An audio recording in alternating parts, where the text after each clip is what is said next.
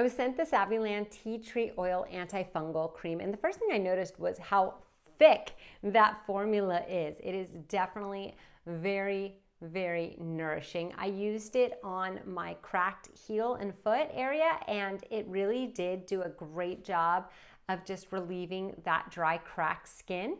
It has a very strong smell as well. It is 12% tea tree oil, and that is a pretty strong aroma. It's not bad, but it's definitely a strong aroma. But what I love about this is that it is more plant-based, and you're gonna use it 1 to 2 times a day for 4 weeks. It can help cure athlete's foot, but also it can help prevent athlete's foot.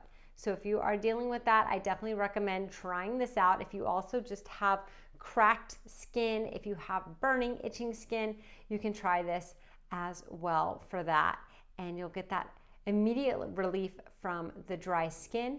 And then over time, you should get the relief if you are dealing with athlete's foot.